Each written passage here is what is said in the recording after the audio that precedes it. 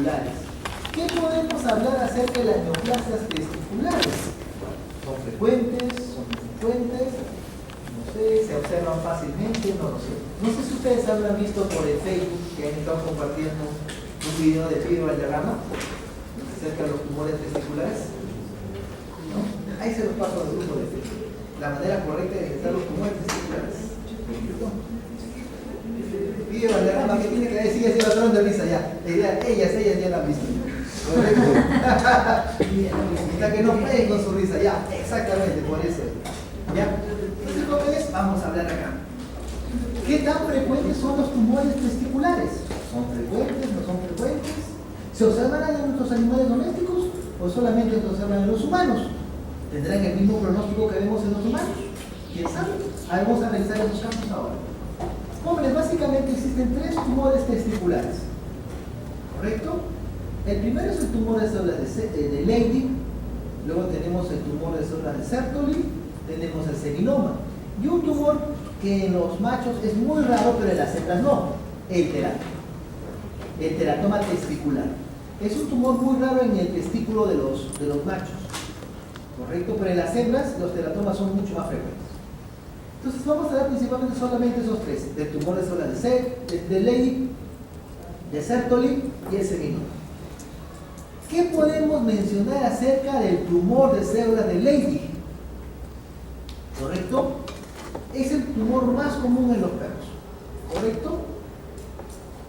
Cuando una característica de este tumor, jóvenes, es que crece dentro del testículo. Es intratesticular. Entonces, muchas veces, jóvenes, ustedes pueden abrir los testículos y encontrarse con el tumor. Pero el testículo macroscópicamente no tiene nada que lo altere, pero dentro del testículo hay un tumorcito pequeño, chiquitito, un tumor de células de Leydig. Y tiene una característica muy interesante que lo diferencia de los otros tumores, que es de un color rosado. Sí, rosado. ¿Por qué, profesor? Ahorita les voy a explicar por qué. Es de un color rosado. Muchas veces cuando ese tumor es bastante grande, jóvenes, ya tiene sus pequeñas zonas o sus pequeñas áreas hemorrágicas. Pero el color rosado es constante. Se observa en todos los casos, rosado. Y ese color rosado básicamente se da a jóvenes porque el tumor de células de Leydig produce hormonas, produce testosterona. ¿Correcto? Ese color rosado lo da por eso, por la gran acumulación de lípidos que tiene ese tumor. Le da esa apariencia tan característica de ser de color rosado. Muy bien. ¿Y qué hormona es la que produce a jóvenes? Testosterona. Está íntimamente asociado, jóvenes, entonces, con las hiperplasias de próstata. Muy bien. Ahí está. Jóvenes, este es un órgano que está fijado en formol. Y como está fijado en formol, lamentablemente no podemos ver ese color rosado característico. Pero bueno, pero sí podemos ver, jóvenes, el crecimiento de la masa tumoral, que como ustedes ven es intratesticular. ¿Correcto? Intratesticular. La imagen histológica también es muy característica, que no ofrece dudas. ¿Qué es lo que nos llama la atención cuando vemos el corte histológico ahí, jóvenes? ¿Qué es lo que nos llama la atención? ¿Qué es esto de acá? Vacuolas, que parecen vacuolas de grasa, ¿correcto? Vacuolas de grasa. Eso es lo que nos llama la atención. ¿Y por qué vacuolas de grasa? ¿Correcto? Acumulación de hormonas. Estas células producen ¿qué cosa? Testosterona. ¿Correcto? Testosterona.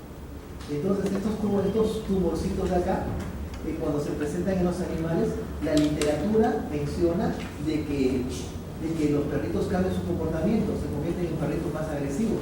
¿Correcto? En más agresivos, tienen un comportamiento bastante interesante. Pero eso está descrito en la literatura. En la parte práctica, lo que uno ve en el campo, no siempre es como dice la literatura. ¿Ya?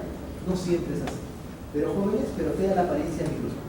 Entonces están formados por unas células que son poliédricas, que tienen un citoplasma rosado o acidófilo. ¿Y con qué? Y con gran cantidad de ¿qué? De vacuolas. De vacuolas citoplásmicas. Ese es el detalle importante. ¿Correcto? Muy bien. Seguimos avanzando. El otro tumor, jóvenes, el tumor de células de Sertoli. Jóvenes, este es el tumor más frecuente en los testículos retenidos.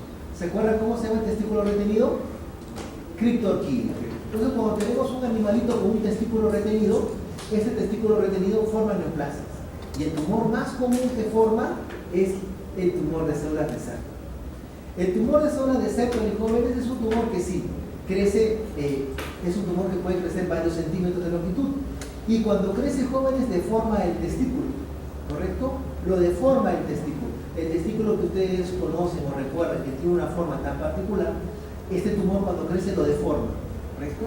Lo deforma. Este tumor jóvenes, como deforma el testículo, tiene unas características macroscópicas que no serán de repente las más características, pero por lo menos ayudan. Por lo general, jóvenes, los tumores forman nódulos de aspecto blanco o blanquecino amarillento. Blanco, blanquecino, amarillento. Y como es un tumor de células de Sertoli jóvenes, produce una hormona. ¿Qué hormona? Estrógeno. Produce estrógeno.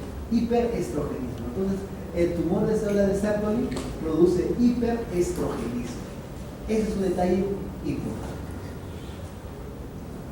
Ahora bien, ¿qué puede producir ese hiperestrogenismo, jóvenes? La manifestación clínica más común y que se menciona bastante en la literatura y que sí se observa clínicamente, ¿correcto? Es esta de acá, la alopecia, ¿correcto? Esa es la manifestación clínica más constante, más frecuente, ¿correcto? La alopecia. Muy bien. Eso sí se observa. Pero ¿qué más dice la literatura que sí? No se observa en todos los casos, pero la literatura también lo menciona. Ginecomastía. O sea, vemos a un perrito macho con las mamas aumentadas de tamaño, como si estuviera preñada. ¿Has visto una perra que está preñada? Exactamente de la misma forma, un perro macho, con las mamas aumentadas de tamaño. Entonces tenemos un perro que tiene alopecia del pecho, alopecia de los flancos, alopecia de los muslos, ¿correcto? Las mamas aumentadas de tamaño, ginecomastía. Y otra característica que la literatura menciona ampliamente, pero que en la práctica no se observa mucho, recalquemos eso, que en la práctica no se observa mucho, es la práctica que se llama como sodomía. ¿Qué es eso, profesor? Como produce gran cantidad de estrógenos, simula que es una hembra en celo. Y al simular que es una hembra en celo, ¿qué es lo que le persiguen a ese perro macho? Perro macho, o sea, tú ves un perrito macho, tetón, ¿correcto? Y que está siendo perseguido ¿por qué? Por una gran cantidad de machos, unos negrotes, gratotototes, unos chiquititos, ¿correcto? Y unos chiquitititos así, pequeños, y sobre todo es el que comanda todo el grupo, el pequeñito. Ese que, entonces jóvenes, y lo peor de todo es que todos lo quieren pisar, y lo peor de todo es que se deja, ¿correcto? Que se deja montar en lo peor, ¿correcto? Pero jóvenes, esa conducta se llama sodomía. Pero vuelvo a repetir, lo dice la literatura ampliamente, pero en la práctica no se observa tanto, ¿correcto? Eso sí es importante, ¿vale?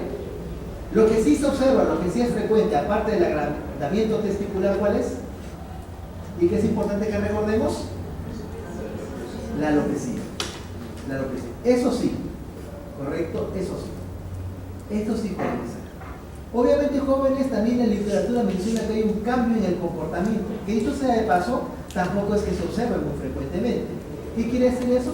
Que se convierten en perros mucho más dóciles, mucho más afables, mucho más cariñosos, mucho más querendones, ¿correcto?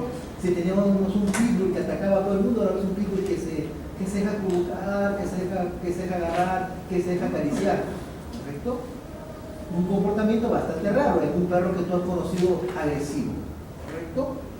Pero eso dice la literatura. En la práctica no siempre se observa todo eso. Vuelvo a repetir, en la práctica, ¿qué cosa es lo que vamos a observar?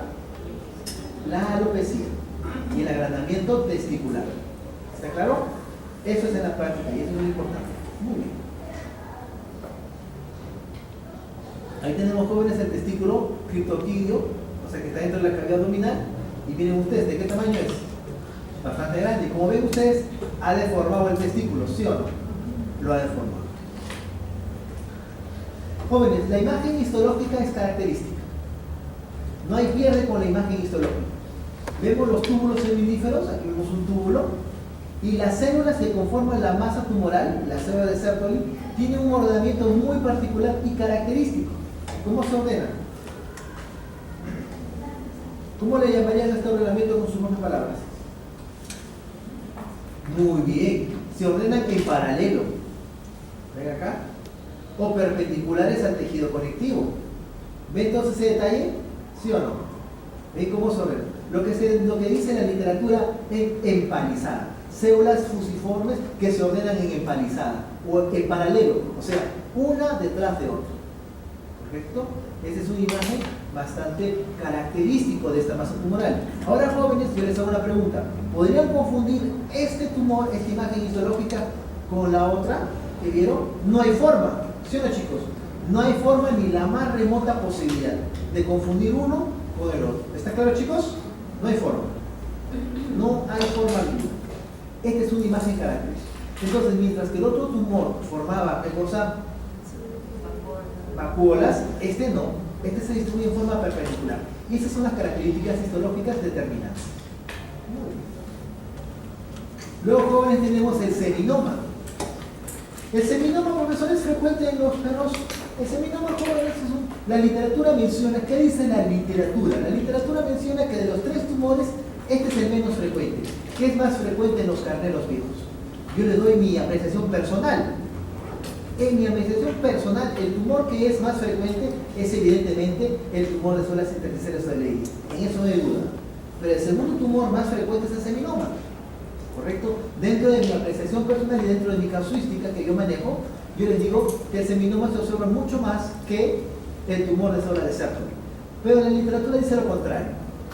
Intersticiales de Leydig, Sertoli y luego seminoma. Y seminoma le da una tasa de prevalencia bastante baja.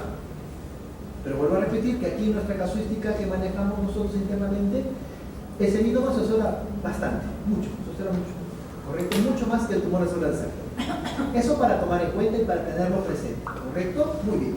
¿Cuál es la característica macroscópica que tiene este tumor? Este tumor, al igual que el tumor de células de Sertoli, es un tumor bastante grande, ¿correcto?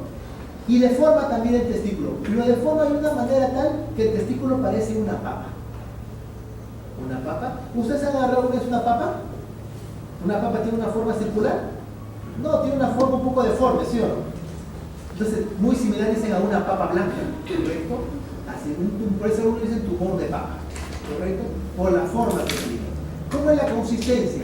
La consistencia es bastante blanda en algunas zonas y dura en otras, ¿correcto? El color es blanquecino amarillento, similar al anterior. ¿Cuál es la característica? Miren, ahí está la forma bien macroscópica. Parece una papa. Papa guay, lo dicen por ahí. Papa blanca, dicen, no, papa amarilla. ¿Cómo es la característica microscópica? Está conformada por células redondas. Como ves acá, un citoplasma, un núcleo prominente. ¿Ven los núcleos y los nucleolos prominentes? Pero son células redondas, ¿correcto? Principalmente células redondas, que pueden estar agregadas en paquetes o que pueden estar distribuidas individualmente. Yo les hago una pregunta. ¿Este tumor de acá lo pueden confundir con el tumor anterior? No, el tumor anterior, las células eran más fusiformes y se ordenaban en empalizada. ¿Correcto? Que más vimos el tumor y el tumor de células intersticiales de Leydig eran células rosadas con un citoplasma vacuolado, grasa. ¿Acá ven algo de grasa? No. Muy difícil que lo confundan uno.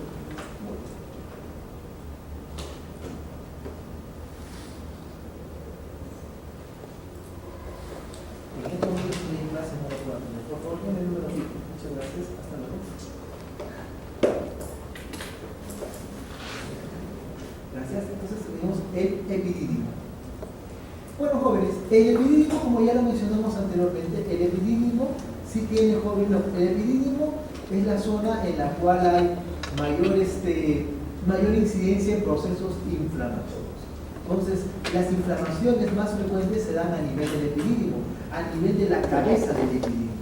En algunos casos, jóvenes, las inflamaciones, los procesos inflamatorios que vemos en el epidídimo son tan grandes como el testículo. Son tan grandes como el testículo. Hay una anécdota bien interesante que alguna vez se pasó a mí. Una doctora me llama y me dice, César, hola Eli, ¿cómo estás? Tengo un perro con 3 testículos, me dice. 3 testículos, sí, 3 testículos. Acá los estoy agarrando, me dice. Sí, yo le toco acá, en uno le siento uno y en el otro le siento claramente dos testículos más. 2 más 1, 3 testículos. Entonces me puse a pensar en una película que yo vi hace muchos años, El Homo erectus super macho, ¿correcto? Que era una historia de un hombre con 3 testículos. De que esa patología existe, ¿correcto? Esa patología existe. En los hombres se observa pues la patología con 3 testículos y pensé entonces en ese momento, seguramente debe ser ese caso. Entonces la fui a visitar a la doctora y me demostró pues, qué era en realidad lo que pasaba. Sí, es cierto, tenía un testículo, pero otro testículo joven era un testículo con una epididimitis, donde el epidídimo joven era tan grande, inclusive hasta un poco más grande que el testículo en sí. Y sí, cuando tú lo tocabas externamente, parecía que había 2 testículos, pero en realidad era una epididimitis. ¿Correcto? Entonces la epididimitis es mucho más frecuente que la orquitis, y las epididimitis pueden causar extensiones hacia el testículo como tal. ¿Cuáles son los procesos inflamatorios más frecuentes del epidídimo? Generalmente los que son de naturaleza bacteriana. Y vamos a citar de ellos jóvenes al más común de todos, a la brucela. La brucela ovis, la brucela canis, la brucela suis y todas sus variedades, ¿correcto? Son las principales causas de epididimitis y son las más frecuentes. Es importante recordar, jóvenes, que las brucelas son enfermedades altamente zoonóticas, ¿correcto? Zoonóticas. Anteriormente se decía que la única brucela que no era zoonótica era la brucela canis. Era la brucela canis. ¿Correcto? La brucela canis. Ahora se sabe que todas las brucelas son zoonóticas. ¿Qué otro tipo de bacteria también podemos encontrar? El Actinobacillus seminis. El Actinobacillus seminis también es una bacteria, jóvenes, que también se localiza dentro del testículo. Pero jóvenes, el Actinobacillus seminis es una bacteria que está asociada principalmente con casos de cistitis en animales mayores. Y jóvenes, nuevamente el distemper. El distemper que habíamos mencionado anteriormente, que causaba cuadros de orquitis, también está asociado con cuadros de epididimitis. Entonces, para el caso, si alguno de ustedes tiene algún caso de distemper, cuando muestremos en nuestra necropsia para cortes histológicos, ¿qué no debemos de olvidarnos de mostrar también, por si acaso? El testículo, porque quizás jóvenes nos encontremos con alguna sorpresa. ¿Correcto? Ustedes todavía no saben, porque todavía no saben ustedes qué caso les va a tocar. La única persona que tiene un caso acá es Patti. ¿Correcto? El grupo de Patti. Después del grupo de Patti, todavía ustedes no saben qué caso les va a tocar. Y puede ser esto un caso de distemper. ¿Correcto? Aunque creo que el grupo también de Patti, también otra Patti. Las 2 Pattis ya tienen su caso de necropsia. Creo que de reliquia era de ustedes, ¿no? No. ¿Qué es para ustedes? María, esta que está viendo lo de Y justo María no viene. Nunca viene. Pero ellos dos también tienen sus casos. ¿Correcto? Muy bien, entonces ya se presentan los casos. Bueno, ¿cuál es la patología? ¿Cuál es la patología más común y más frecuente que podemos encontrar en el epidídimo? Profesor, los procesos inflamatorios, las epididimitis. No. Lo más común que podemos encontrar en el epidídimo son estos de acá, los granulomas espermáticos. Son las patologías más frecuentes y más comunes que podemos encontrar en el epidídimo. Profesor, ¿los granulomas espermáticos? ¿Qué es eso? Jóvenes, en el epidídimo, ¿qué hemos dicho? El epidídimo es un lugar donde se almacenan y inodulan ¿quiénes?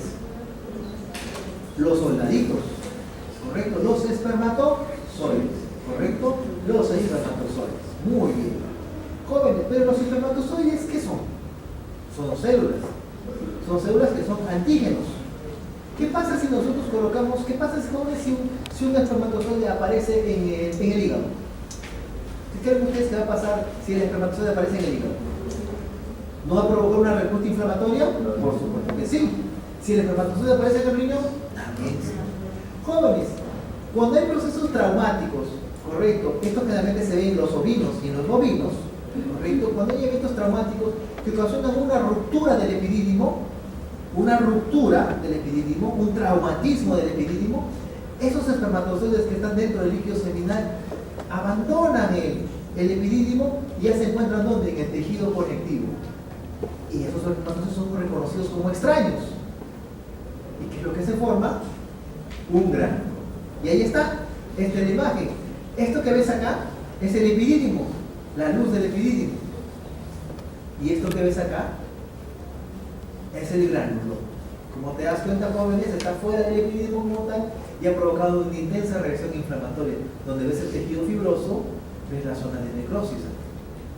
Un granuloma espermático. Vuelvo a repetir, es una lesión bastante frecuente. ¿Correcto?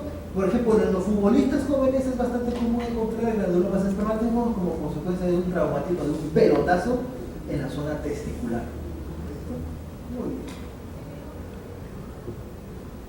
Los jóvenes tenemos el cordón espermático como tal.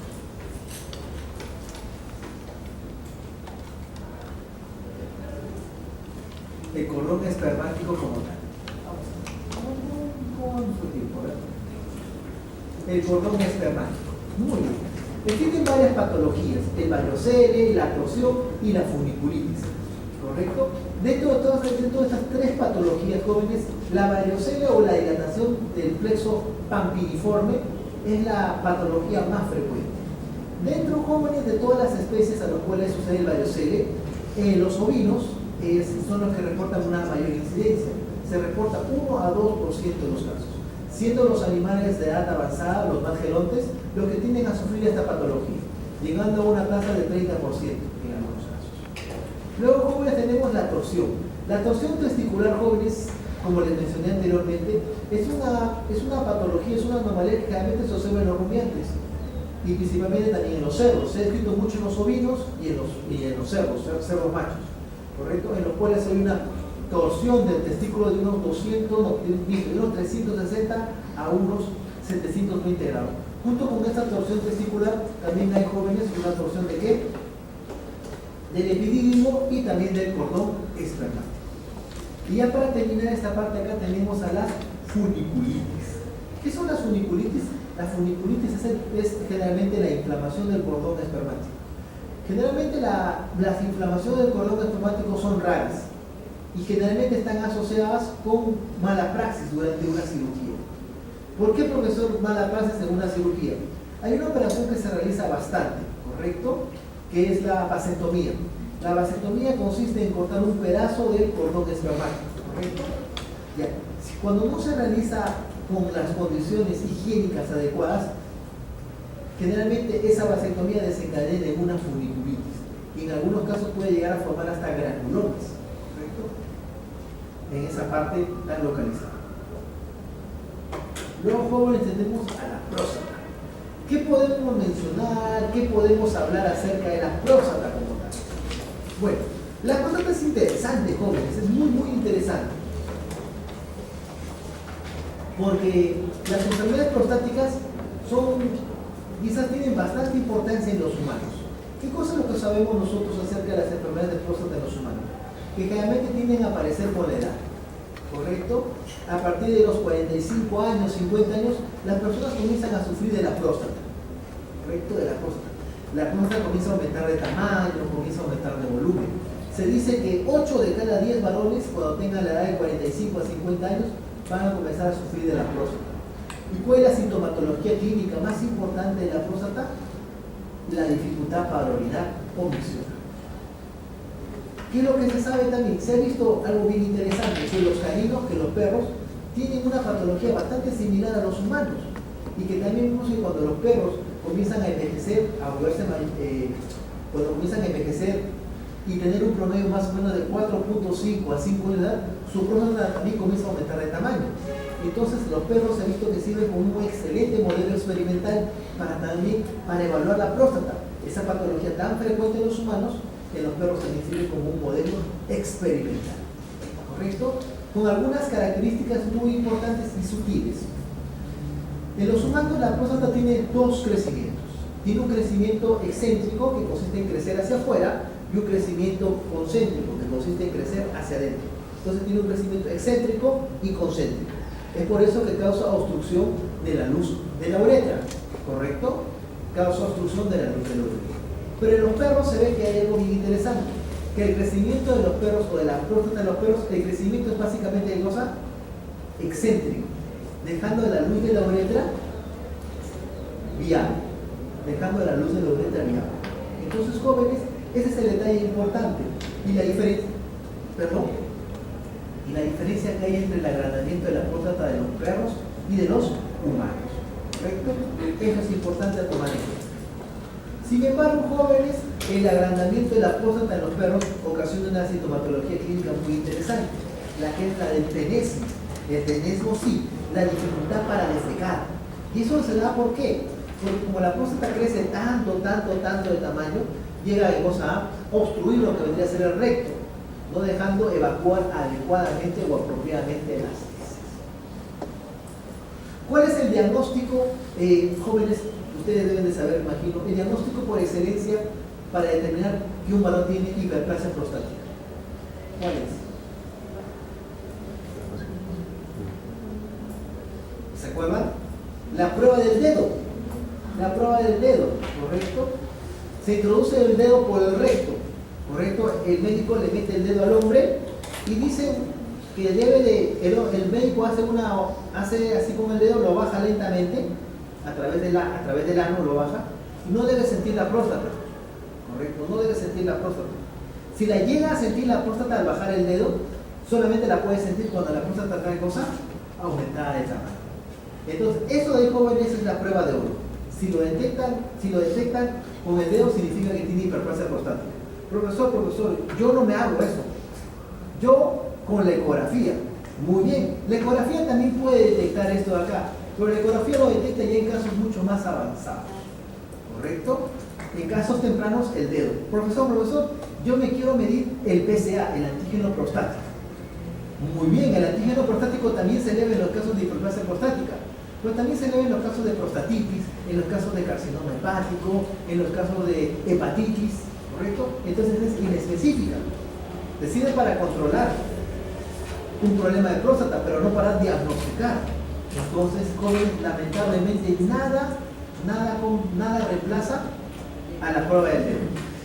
Lo recomendable, jóvenes, es ir al médico para que te metan el dedo una vez al año, ¿correcto? Una vez al año, ¿correcto? Una vez al año. Hay algunos que van a ir seguramente cada mes, pero no va a aumentar la próstata fácil en un mes a otro, ¿no? Con suficiente con que vayan una vez al año, y tampoco es necesario que busquen segundas opiniones, ¿vale? Sí, este es un evento bastante traumático para los hombres, ¿correcto?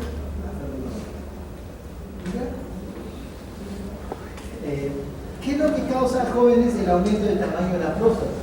Lo que causa el aumento del tamaño de la próstata es la testosterona. ¿Correcto?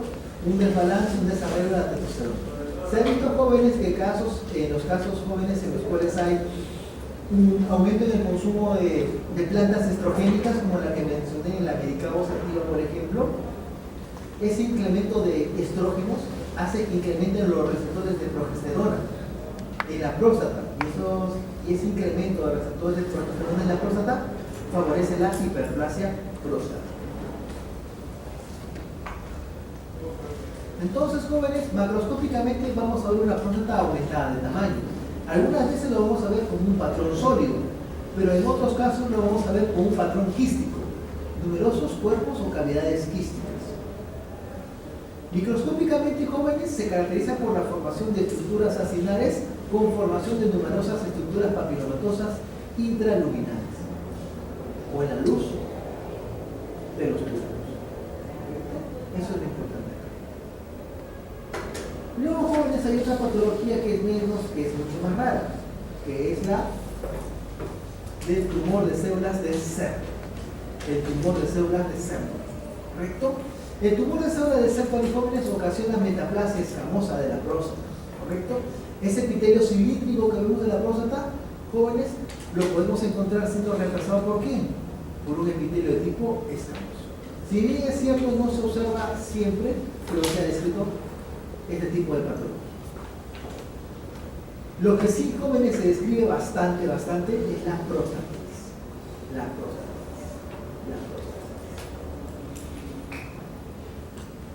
Jóvenes, una consecuencia de la prostatitis es la hiperplasia prostática. Las prostatitis siempre están asociadas con hiperplasia prostática. ¿Cuál es la bacteria más frecuentemente aislada en los casos de prostatitis? Las Escherichia coli.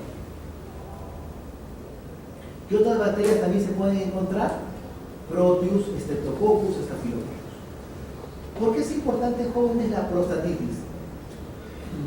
Las infecciones de la próstata son difíciles de curar y de tratar, ¿correcto? Por ejemplo, ustedes dicen, si yo le preguntara a ustedes en líneas generales, ¿cuánto tiempo crees que le deberían dar antibióticos a un perro cuando le han diagnosticado una dermatitis bacteriana? ¿Cuánto tiempo creen ustedes que se le dan antibióticos a un perro? Diagnosticados por cultivo. Sensible a la cefalexina. ¿Cuánto tiempo creen que le deben dar antibióticos a un perro con dermatitis? ¿Cuánto tiempo creen? Díganme una cantidad. 2 semanas. 2 semanas. Muy bien. ¿Todos están de acuerdo con 2 semanas? Jackie, tú cuando tienes un caso, ¿cuántas semanas recomiendas? 15 días también. Ya, 15 días. Los dermatólogos acostumbran, miren, no les miento, los dermatólogos acostumbran darle antibióticos a los perros, escúchenme, los dermatólogos, un promedio de 30 a 45 días. ¡Hala! Así dirán ustedes, demasiado tiempo, doctor, ¿por qué tanto tiempo? Jóvenes, así tienen la completa seguridad de que se ha curado la dermatitis. Doctor, pero a los 15 días mi perro ya se encuentra bien, y si se encuentra bien, ¿por qué le voy a seguir dando? Usted me quiere sacar plata. Es lo que siempre te dicen, pero no. La recomendación siempre es de 30 a 45 días darle antibiótico. Profesor, ¿puede afectar al hígado que esto que lo otro? Bueno, con sus monitorizaciones, ¿correcto? Pero lo recomendé es 30 a 45 días. Y eso es una dermatitis simple, ¿correcto? Igualito, jóvenes, va para las infecciones óticas. Muy bien. Ahora, jóvenes, ¿cuánto tiempo creen que los médicos recomiendan a las personas tratar una infección prostática? Generalmente, jóvenes, las infecciones prostáticas se tratan durante meses, ¿correcto? Meses. Y cuando suspendes el tratamiento después de haber tratado 3, 4 meses, tienes recaídas y te tienen que cambiar el antibiótico y esos meses se convierten en años. Te lo digo acá porque mi papá sufre de prostatitis, ¿correcto? Mi papá tomó antibióticos cerca de 1 año para tratar su próstata. Y lo que estoy diciendo no es algo que sea mentira o que se me ocurra a mí, sino es porque es algo que se ve. ¿Y por qué se observa eso, profesor? Porque las bacterias tienden a ubicarse entre los planos mucho más profundos de la próstata, donde es muy difícil que los antibióticos lleguen, ¿correcto? Los antibióticos lleguen. Profesor, ¿cómo es que lleguen? Entonces, si no llega, ¿para qué le doy? No, pues mi pequeño elemento nacional. Si bien es cierto, jóvenes, las bacterias se pueden localizar acá, jóvenes, también hay un recambio epitelial, jóvenes, y las bacterias que están acá, con el recambio epitelial comienzan a migrar hacia acá, y acá sí ya les puede llegar el antibiótico, pero para que lleguen hasta acá, jóvenes, tiene que pasar tiempo, ¿correcto? Y para que lleguen acá no tiene que alcanzar necesariamente el antibiótico. Si por algún motivo tú suspendes el antibiótico cuando las bacterias comienzan a migrar, ¿correcto? Por el recambio epitelial, ¿qué es lo que pasa? Las bacterias vuelven a proliferar y todo tu tratamiento se ha ido al tacho. Ese es el pequeño detalle de las infecciones de próstata. Es por eso que nosotros nos encontramos con infecciones prostáticas agudas y con infecciones prostáticas crónicas. Una pregunta, jóvenes, para los varones. No quiero que me respondan, que queden ustedes. ¿Cuántas veces ustedes alguna vez se habrán levantado en la mañana y habrán querido ir al baño a hacer pichirrum? ¿Correcto? Te bajaste el cierre, tu calzoncillo y sacaste. Y quisiste orinar y normal, orinabas. Pero llegó un momento que una vez te pasó que no pudiste orinar. No salía la orina, por más que querías orinar y no salía la orina.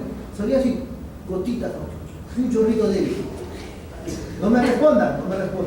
Salió un chorrito débil. ¿Correcto?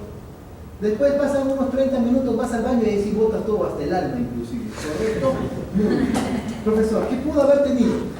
Yo tendré una hiperplasia prostática, pero yo tengo 21 años. ¿Cómo es posible que yo tenga un problema de próstata? Yo soy chibolo. Es que quizás no tengas una hiperplasia prostática. Quizás lo que tú tienes es una prostatitis aguda. ¿Y cuándo te puede ver ahora prostatitis aguda? De repente cuando has mantenido relaciones y no te has limpiado tus partes íntimas, de repente cuando has estado jugando con cositas ahí y no te has lavado apropiadamente las manos y estas cosas de ahí, se te ha producido una cistitis y también una prostatitis, ¿correcto? Y eso va para los varones, ¿correcto? Para los varones. No quiero que me respondan. Correcto, que queden sus conciencias nada más. Correcto, que queden sus conciencias. Muy bien. Entonces, jóvenes, tenemos ahí. Entonces, ¿cuáles son las consecuencias aparte de poder encontrar una prostatitis? De repente, jóvenes, nos podemos encontrar algunas veces abscesos prostáticos. ¿Correcto? Abscesos prostáticos que pueden ser pequeños o que pueden ser grandes. Y por lo general, la principal causa de abscesos prostáticos es la Escherichia coli. Ahora, ¿qué es lo importante a tomar en cuenta acá? ¿Por qué es importante tratar la próstata? ¿Correcto? Hemos dicho que la prostatitis está asociada con hiperplasia prostática, ¿correcto o incorrecto? Correcto. Muy bien. ¿Qué pasaría, chicos, si no tratamos la prostatitis? Dejamos que la bacteria siga proliferando. Esa bacteria prolifera y causa hiperplasia prostática. Jóvenes, y ya está científicamente comprobado que las infecciones crónicas, con el paso del tiempo, ¿qué es lo que puede llegar a producir? Miren el encabezado. Neoplasias. Entonces, las principales causas de neoplasias en los varones, ¿cuáles son? Las prostatitis mal curadas. Las prostatitis por lo general causan hiperplasia prostática. Una prostatitis mal curada con el tiempo ocasiona carcinoma de próstata, cáncer de próstata. ¿Correcto? Y ustedes saben que el carcinoma prostático es una de las neoplasias más frecuentes en los varones. ¿Correcto? Es una de las neoplasias más frecuentes en los varones. ¿Por qué, profesor? Porque están asociados con qué? Con prostatitis. Y las prostatitis son bastante frecuentes en los varones. Este es el detalle importante. Profesor, ¿y en los animales cómo es? Muy buena pregunta. En los animales jóvenes, el carcinoma prostático es bastante raro. Generalmente se observa en animales viejos, en animales de edad avanzada. La literatura menciona 9 a 10 años. Pero la tasa de incidencia de cáncer de próstata es bastante baja. Es bastante baja. Es bastante baja. Se dice que la castración es preventiva. Lo correcto es preventiva. Pero yo les hago una pregunta. ¿A quién le gusta que lo castren? Para evitar que desarrolle un carcinoma prostático. A nadie. Las consecuencias más importantes del carcinoma prostático, ahí está, tenesmo, disuria, uretrorragia hemorrágica. Y con jóvenes y con parálisis de los miembros posteriores. ¿Por qué? Porque por lo general este tipo de neoplasias hace metástasis a los huesos sacros. Y una sintomatología clínica muy frecuente es la apariencia del tren posterior. Macroscópicamente jóvenes tenemos una próstata aumentada de tamaño, ¿correcto? Con numerosas cavidades quísticas y con presencia de gran cantidad de zonas de necrosis. Cuando lo vemos al microscopio, vemos las mismas estructuras acenales con numerosas proyecciones papilares hacia adentro. El pene. Vamos a ver un poco acerca del pene. ¿Qué podemos saber acerca del pene? Jóvenes, tenemos acá unas patologías: la hipoplasia, la hipospadia, el frenillo persistente, la fimosis, la parafimosis, la difalia y la balanopostitis. ¿Correcto? Hipoplasia tenemos hablando de qué? De un pene pequeño, un pene que no llegó a llegar a su desarrollo. Cuando piensan en difalia, ¿en qué piensan? ¿Qué piensan en difalia? Dos penes, sí. Un individuo. Yo busqué difalia en internet para poner una foto y encontrar puras imágenes porno. Así que no, obviamente no las voy a publicar, ¿no? Pero difalia es dos puntos. Y esto acá, hipospadia, frenillo persistente, fimosis, parafimosis, paranopostitis, son definiciones que quisiera que lo busquen, ¿correcto? Son definiciones que quisiera que lo busquen, ¿correcto? Seguimos avanzando. Si bien es cierto, jóvenes, las patologías que uno observa en el pene son bastante raras, ¿correcto? Los procesos inflamatorios no lo son. Los procesos inflamatorios son jóvenes conocidos como la balanopostitis. La inflamación del pene como tal se llama balanitis y la inflamación del prepucio se llama postitis. Pero ustedes no encuentran una inflamación solo del pene o del prepucio, por lo general encuentran proceso inflamatorio de los dos, una balanopostitis. ¿correcto? Una anomalía bastante frecuente que se ha descrito mucho en la lectura es la presencia de la uretra ectópica. Lo normal es encontrar la uretra aquí en la cabeza del glande, ¿correcto? Pero algunas veces podemos encontrar la uretra en otras zonas, como por ejemplo la uretra glandular, la uretra peniana, la uretra escrotal y la uretra peniana. Cuando es un individuo con dos uretras no hay ningún problema. Se cierran estas uretras y el animal micciona por la otra, por la que está en la cabeza del glande. El problema radica cuando solamente tiene una sola uretra, ¿correcto? Y el animal micciona por alguno de estos agujeros. Ese es el detalle del inconveniente. Las inflamaciones o procesos inflamatorios que afectan al pene. Hay una enfermedad bastante contagiosa en los equinos, que es la que es causada por un herpesvirus, ¿correcto? Que se conoce como el exantema bovidal equino, ¿correcto? Que ocasiona estructuras así aparentemente verrucoides en lo que vendría a ser el prepucio. Aparentemente verrucoides en los equinos. Otra patología bastante frecuente, jóvenes, causante de balanopostitis son las infecciones por hongos, por cándida, por candidiasis, ¿correcto? Por candidiasis, que son bastante frecuentes, sobre todo jóvenes, en los perros, más que en otras especies. Y los procesos inflamatorios, jóvenes, las inflamaciones. Tenemos acá, jóvenes, las neoplasias, quiero decir, las neoplasias. Acá tenemos jóvenes 4 neoplasias que sí han sido bastante descritas en la literatura. Tenemos el grupo de los papilomas, que pueden ser fibropapilomas o papilomas escamosos. Tenemos al carcinoma de células escamosas y al mundialmente conocido TBT. ¿Qué sabemos acerca de los fibropapilomas y los papilomas escamosos? Que son ocasionados por virus, ¿correcto? Por virus. Papiloma escamoso que tiene un gran componente córneo y el fibropapiloma que tiene un gran componente, por así decirlo, fibroso. Estos papilomas y fibropapilomas se localizan en la cabeza del glande. Son de consistencia dura y de apariencia papilar. En la cabeza del glande se localiza el fibropapiloma. El carcinoma de células escamosas, menos mal, es una neoplasia extremadamente rara. ¿Correcto? Rara. Se ha observado en los equinos, ¿correcto? Principalmente afectando al prepucio. El tratamiento de cabeza exactamente. Lo necesario. Obviamente, si la neoplasia más pequeña, la que se busca otra vez, el TBT es una neoplasia que se caracteriza por tener un crecimiento de poliflor en la base del pene. Característica clínica importante, cerrado constante. También hay una variación. El TBT tiene una característica constante, la consistencia de la masa tumoral. El TBT se caracteriza por ser friable, deleznable. ¿Qué quiere decir eso? Que si yo lo toco, se deshace. ¿Correcto? Se deshace. Tiene una característica de ser bastante deleznable, bastante friable. ¿Correcto? No lo puedes apretar mucho porque se comienza a deshacer. Muy bien.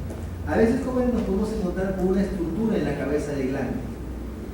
Una estructura en la cabeza del glande que clínicamente debería ser esto acá, un papiloma escamoso.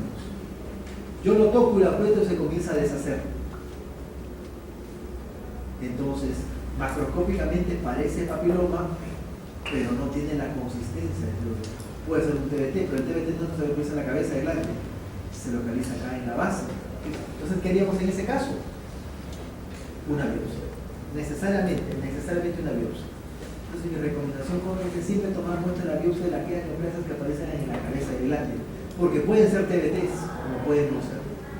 ¿Correcto? Como pueden no ser.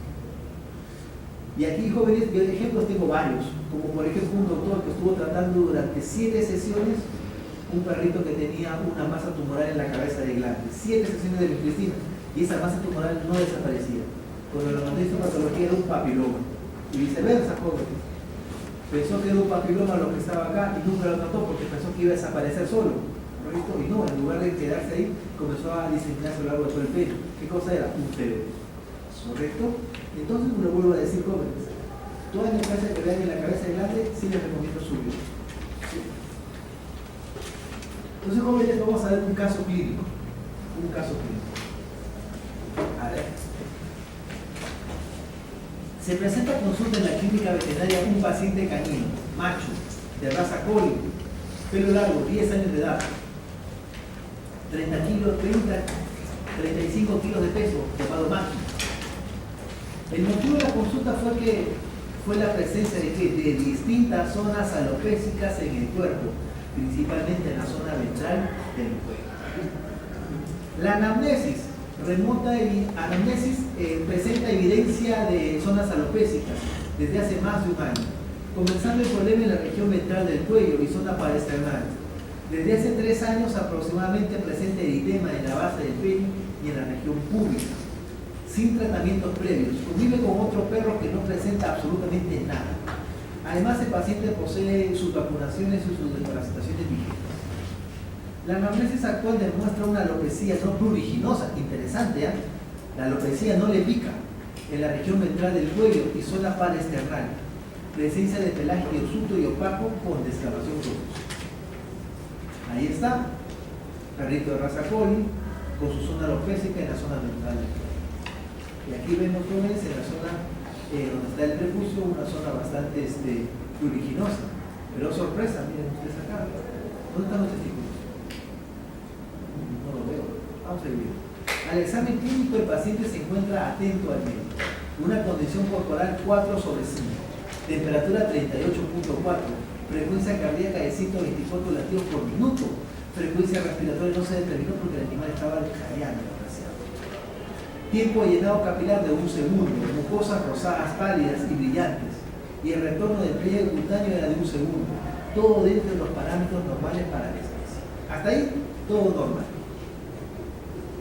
Sin embargo, a la inspección se observó alopecia también en los flancos, en la zona ventral del cuello y sobre todo hiperpigmentación.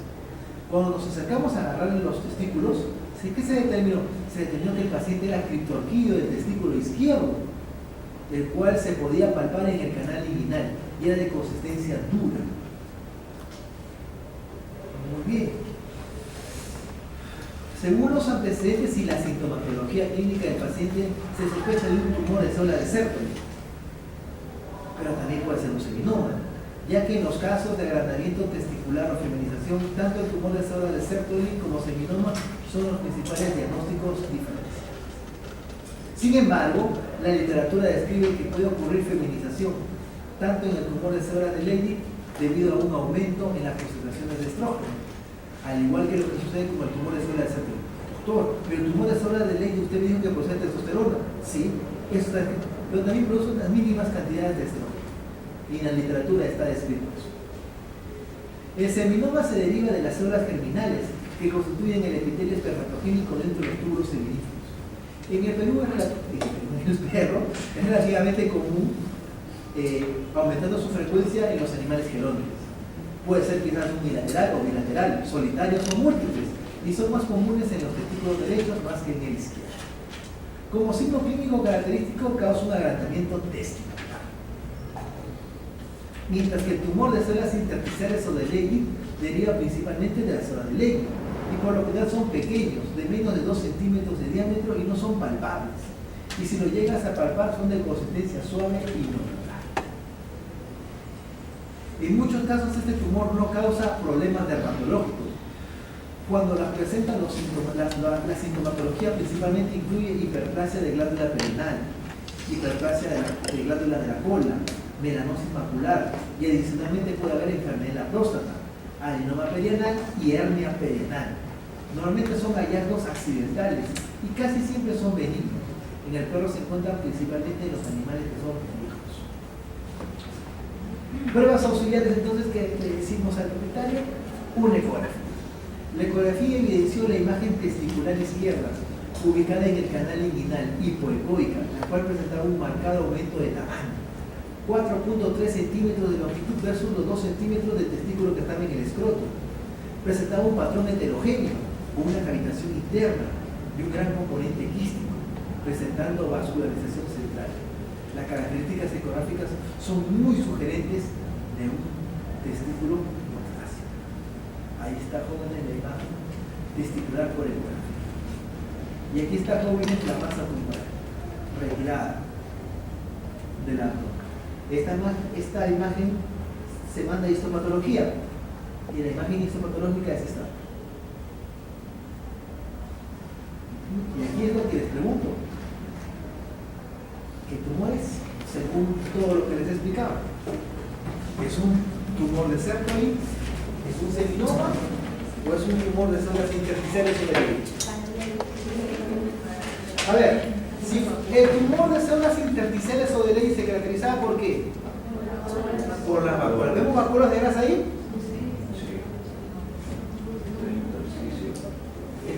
Este es el túbulo y esta es la luz del túbulo. Yo no veo vacuolas negras acá. Acá no hay vacuolas. Entonces no puede ser un tumor de células intersticiales o de Ley. Pero si ven esto de acá, miren.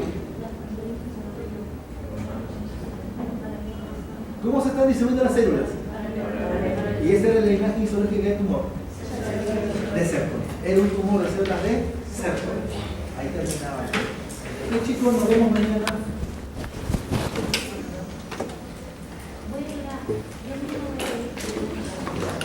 A ver.